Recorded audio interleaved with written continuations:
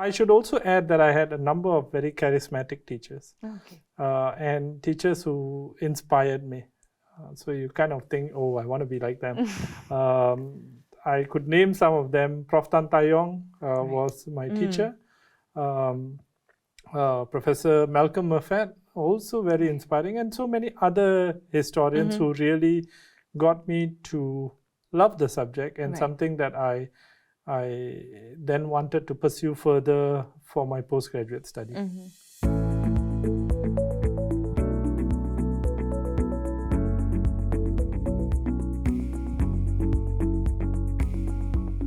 Hi everyone, and greetings from the Undergraduate Research Opportunities Program. My name is Loshni Ravindran, and I am from the Undergraduate Research Coordinating Team at the Provost Office. The Undergraduate Research Opportunities Program, otherwise known as UROP, seeks to encourage students to be engaged in research activities as well as to promote the sense of intellectual inquiry. We also have included a new launch to the curriculum, which is known as REX, that stands for Research Experience. REX, which is an optional module enhancement, seeks to encourage students to delve upon research foundations as well as discover scope for future developments in their existing UROP project. First of all, a Happy New Year to all of you, and I wish that this new year brings in a lot more harmony, joy, and an inspirational factor to you attaining your goals. Today, seated here with me is a rather accomplished and talented researcher who has done several remarkable work about the South Asian diaspora. His interest in mentoring students actually began in his graduate years of study itself, as he was awarded the Birmingham Mentoring Consortium Millennium Award for guiding students in their pre-university level. Apart from his academic work, as an avid chess player, he was also the topper of the NUS chess team at the Public Service Match of 2013. Winner of several awards that include the Faculty Teaching Excellence Award and the Research Excellence Award at NUS, he was also recently awarded the much prestigious Pravasi Bharatiya Sammaan at the Indian International Centre for his major contributions to the scholarly understanding of the Indian community. I also had the privilege of being his student in my undergraduate and graduate years. Without any further ado, I am pleased to welcome the head of the South Asian Studies Program, Associate Professor Rajesh Rai. Hi, Prof. Hey, thank you, Loshni. It's a pleasure being here, and thank you for the very kind and generous introduction. It's a pleasure actually doing our research about you for your introduction. But speaking of which, one thing that we noticed is actually, like, though you are the head of the South Asian Studies Program, you are actually a historian by training. So, maybe you'd like to hear more about what kind of got you interested in history and to kind of pursue the academic route for a career. Yeah. Well, I have to say, I guess my interest in history really began in junior college. Okay. So it's quite far back. I was from Victoria Junior College, and we had a wonderful teacher there called Miss Menon, and so she initially sparked an interest. But I think it grew a lot during my time at NUS. When I came in, my favorite subjects as such were economics and history, and I wanted to do political science as well. But I think very quickly into NUS, it was evident to me that my real passion lay in the study of history, really because it enabled a certain understanding of change over time, which I felt was in a much more integrated fashion than what I perhaps was able to get from the other disciplines. So that's, and I should also add that I had a number of very charismatic teachers, and teachers who inspired me. So you kind of think, oh, I want to be like them. I could name some of them. Prof Tan Tayong was my teacher. Professor Malcolm Murphat, also very inspiring, and so many other historians who really got me to love the subject, and something that I then wanted to pursue further for my postgraduate study. Well, that's great. I mean, it's really interesting how this is like a journey of discovering what truly is your calling, and I'm glad to see that amidst all those, like, the three different areas you're considering, you chose history, because you kind of feel that that's where your passion lies in. And well, speaking of history, I also noticed that your work kind of deals in great detail particularly about the South Asian diaspora, speaking of like communities that have settled in Southeast Asia as well. So could you share more about what kind of motivated you to zoom into this particular region? Yeah, I think this is also a very personal story. Right. When I was doing my master's and my doctoral study, a lot of my focus of my dissertation and my thesis at that point in time pertained to a study of Indian history and Indian politics especially. Now, one of the things though that I recognized that towards the later stages of my PhD, I began to have a growing interest on the study of Indian communities overseas, or the Indian diaspora. And part of this was due to a kind of experience in which I recognized how different the trajectories of the Indian diaspora's development was in the Southeast Asian context, which I came from, as compared to the UK context where I was studying my doctoral study. And I saw these two communities and I said, how different are both of these communities, right? And then it began to get me thinking on what are the reasons why their trajectories have differed so considerably. Now, so that interest had already been sparked towards the end of my PhD. When I came to Singapore, I was very fortunate because at that point in time, I got in touch with the South Asian Studies program. They invited me to do a seminar, and at the same time, the head there alerted me, head of South Asian Studies at that time, a wonderful man, Professor Peter Reeves. He alerted me that, look, there's going to be a workshop on the diaspora if that's of interest to you. We are trying to work towards the building of an encyclopedia of the Indian diaspora. And I think that conversation was monumental. It shaped my career in time to come. I would become a research assistant in that workshop and then go on to become a postdoc and work on the encyclopedia project as assistant editor. I think I was very fortunate to get that opportunity.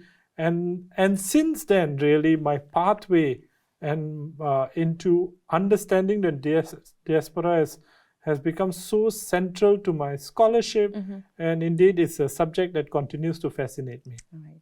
I mean, it's really evident. I mean, you, in fact, if I'm not wrong, you had two books, right? One was on the Indian diaspora and then one was on Sri Lankan diaspora, right?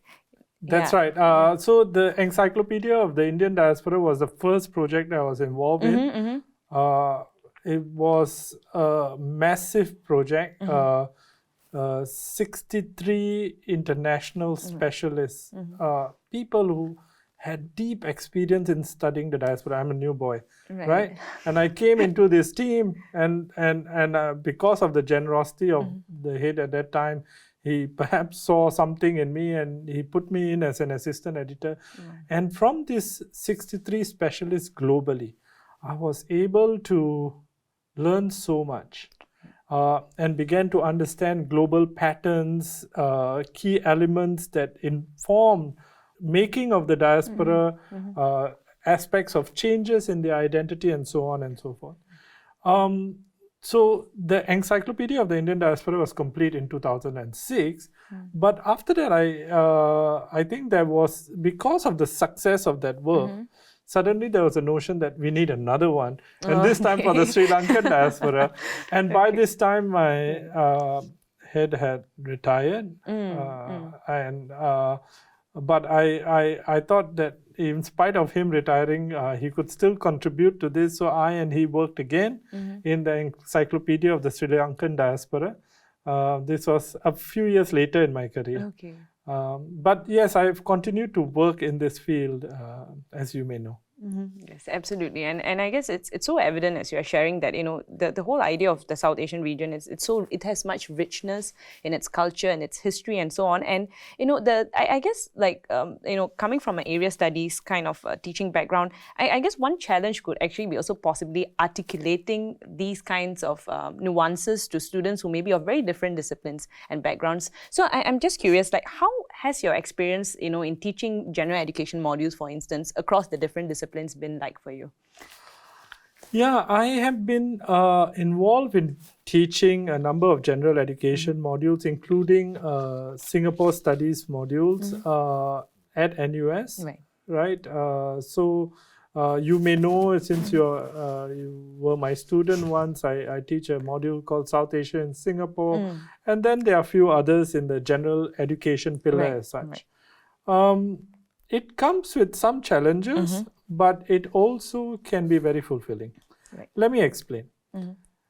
In general education, of course, you will get students from a variety of faculties, right? People from computer science, for example, some from faculty of arts and social sciences, some from engineering, and so on and so forth. Some of them, unfortunately, may come in just to fulfill their general education requirements. But I think the challenge of general education is precisely that, to encourage interest in students, perhaps sometimes feel that, oh, why am I doing this? And I think one of the things that really, in some ways, is very fulfilling for me as a teacher is when I can encourage students who would not otherwise want to be there, and who by the end of the course are excited about it, inspired by it. And I've seen many of those. But yes, it's a challenge getting them from a situation in which they are relatively apathetic towards being inspired into the study of that subject. So that's one challenge. I think for the FASS students and others, really the challenge is somewhat different in training them. Some students will come in to the general education module with the notion that I know everything about this as it is, and this is going to be a breeze. And here the challenge then is to say, you may think you know a lot about this, but perhaps we need to develop a nuanced academic understanding of the phenomenon, and to put in a certain analysis from the social sciences, so that that ends up questioning some of their pre-existing ideas and beliefs. This can be troubling for them. But at the same time, at the end of it, what comes out or what develops as a result of this is a student who has a far more integrated, multifaceted understanding of the phenomenon.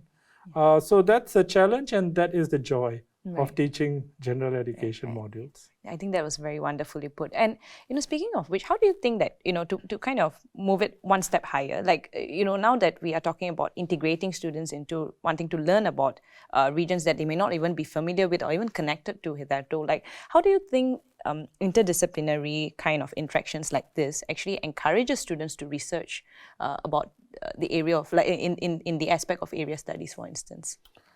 Right. I think, first off, I should say area studies, by its very definition, is interdisciplinary.